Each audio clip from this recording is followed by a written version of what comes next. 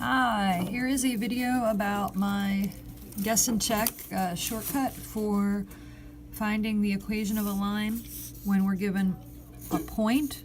So that's one particular coordinate point on the graph and the slope. Okay, in class we did method 1 and method 2. Method 1 was the shortcut way, which I'm going to show you now. Method 2 is using the point slope form of a linear equation, and I'm going to send you a different video about that. Okay?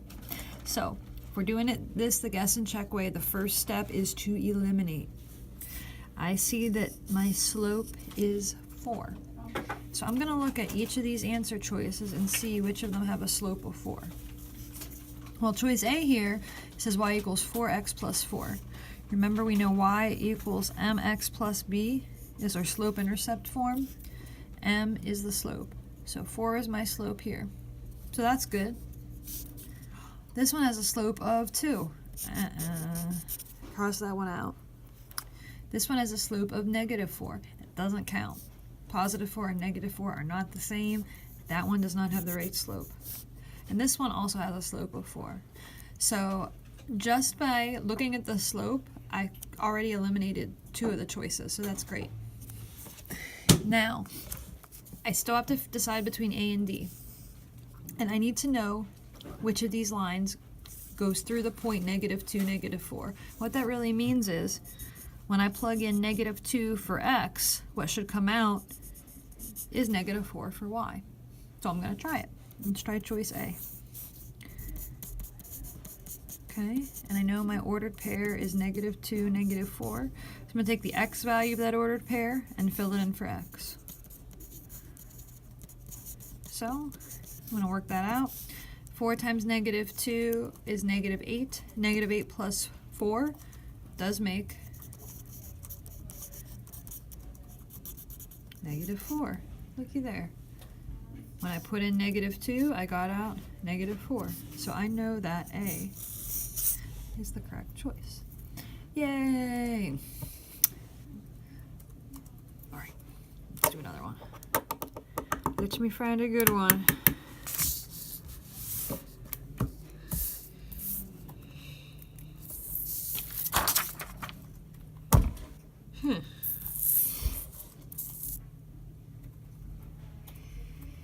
I'll try 13, I guess.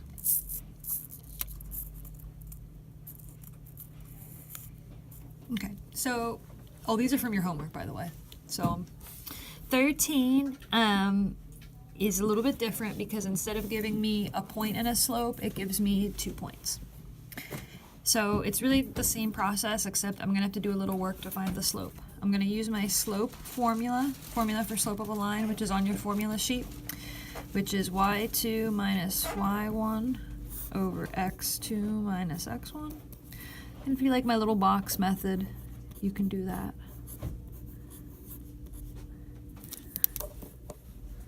Oops. Sorry, this is messy. I'm doing this fast. I should have did it last night. Okay. What a crappy eraser. All right. Okay, so x1, y1, x2, y2. Tori, if you're watching this and you flipped them, that's fine. Taking a minute to label everything will really help you. y2 is 5. y1 is -1. x2 is -2. And x1 is 0. Okay? So this is just the slope formula like we've been doing. Now I'm going to simplify. 5 minus -1 is same as 5 plus 1. That is 6. -2 minus 0 is -2. And I need to simplify this. It's a positive divided by a negative, so the answer is going to be negative. And that would come out to be 3 over 1, or just 3, -3. So the truth of the matter is, right here, do I really have to do any more work?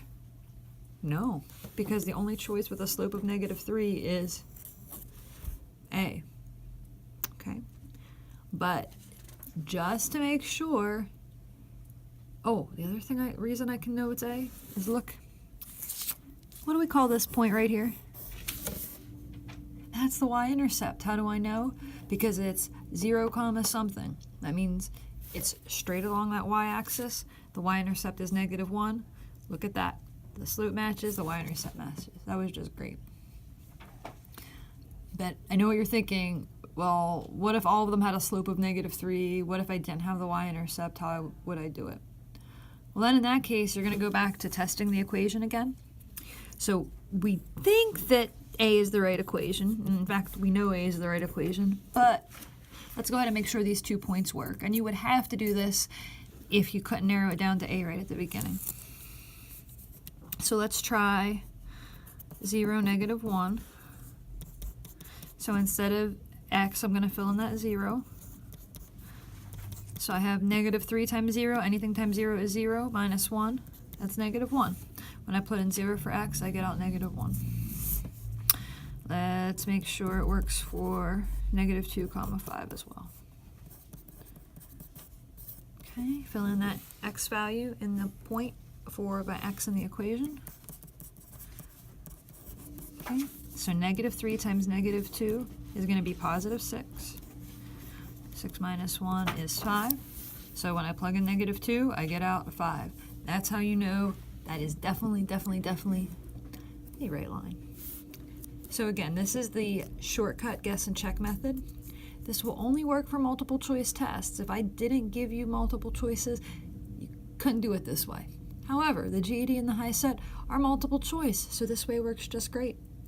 If you don't like this way, if you want to do it the old-fashioned way, you want to do it the point slope way, I like that. That's actually the way I would do it because I like doing the algebra. So I'm going to send a separate video about that, but I couldn't find a YouTube video that showed you how to do it this way. So I hope this was helpful. If you need me, text me. Have a good rest of your day. Bye-bye.